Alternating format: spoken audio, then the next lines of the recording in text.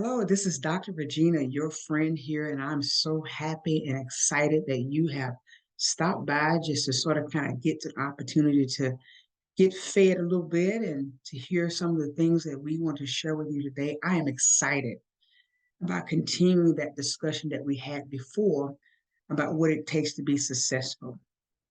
Did you know research states that only 5% of the people really achieve their goals? So, my question for you is this: are you part of the 5% or part of the 95%?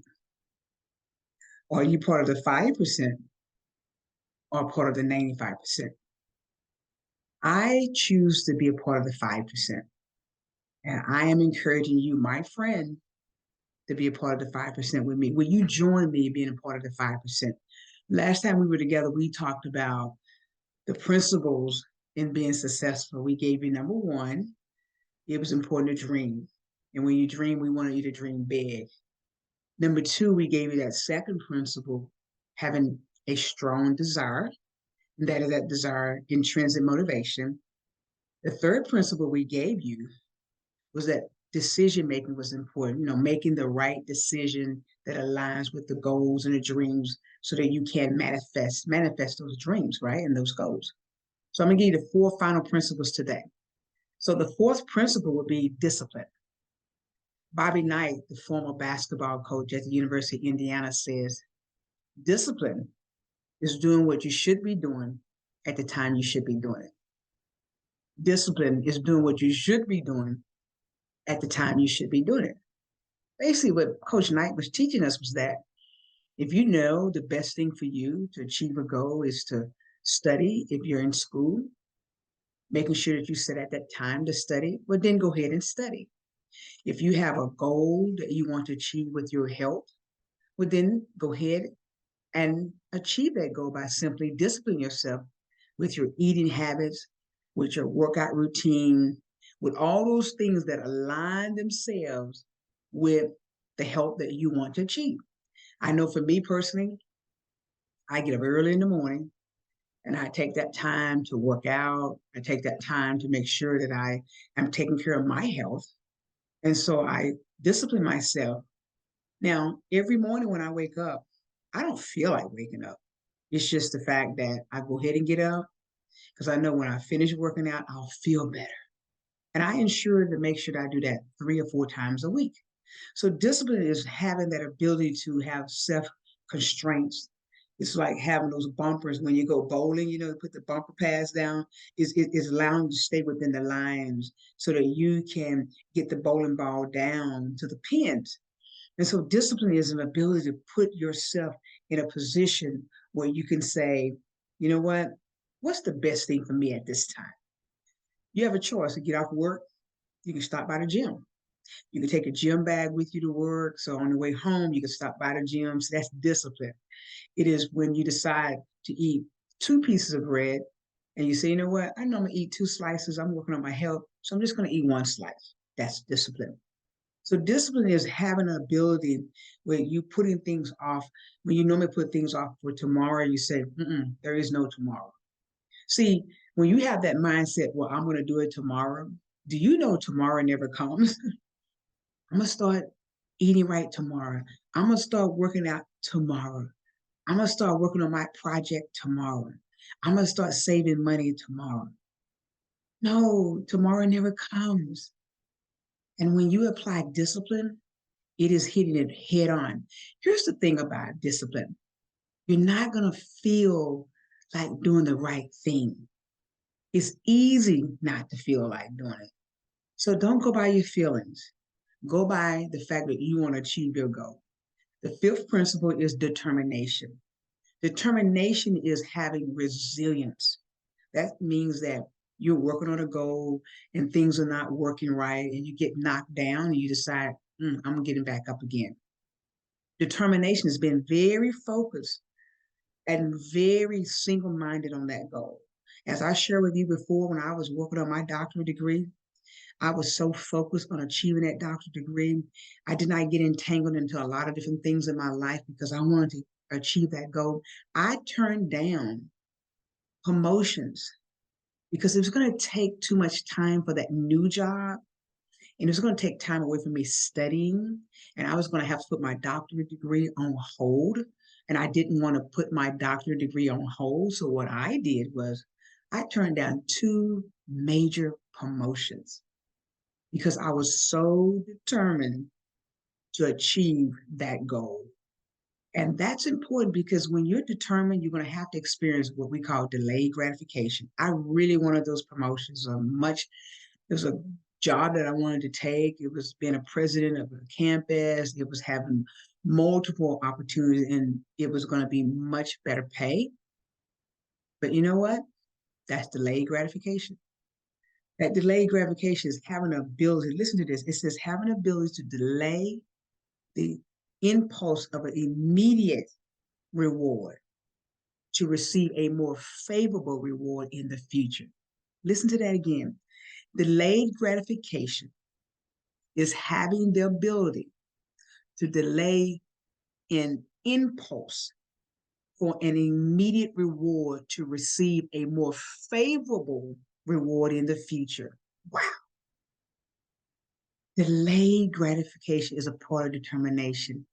I delayed a promotion. I delayed getting paid more money so I can push through and achieve that doctorate degree at that time. I was only 1 year out. Determination also is putting in the time. It takes time to achieve your goals. See, success is taking the stairway and not the elevator. Success is not an elevator, you go straight to the 15th floor and you're in a high-rise building, you're the CEO. It's a process and it takes time. Also, determination is putting in the hard work. A lot of times we as individuals don't want to put in the hard work. Put your hard work in. Do what it takes. Go through the process so you can achieve that goal. And ooh, you will feel so much better. When I get up early in the morning and work out and I put that hard work in, when I'm leaving the gym, I feel so much better. And I also feel better throughout the day. And I remember achieving that doctorate degree and said, what a major accomplishment after 5 years. So determination is when you're determined to achieve a goal and you apply determination and you're single-minded and single-focused on that goal. The sixth principle is doubt. It is when you're uncertain and you're fearful. It's when you're uncertain and you're afraid, you're fearful. You don't think you can do it. You don't think you can become what you desire to become. You don't think that you're going to be able to achieve that goal. You say it's too hard. The hill is too steep. The mountain is too high to climb. I have to cross over the valley. I got to go through this process. I have to go to this class. I have to achieve this. I have to go through this. I have to go through all these hoops. Yes, you may have to.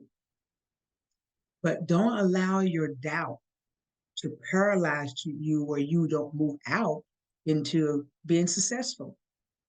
See, doubt is simply an unreality. It's making you think that you cannot achieve it. Doubt is the opposite of faith. And the best way to dispel doubt and fear is to move out anyway. The first day of my doctorate program, I was nervous as a wreck. I said, oh my goodness, why did I enroll in this program? Why did I try to do this? This is going to be extremely difficult. But you can be successful. You can succeed. You can do everything that God has put in your heart. And maybe someone's told you it's not worth trying it. I dispel that right now. That's not true. It is worth it. So don't let doubt stop you. The seventh principle is distractions.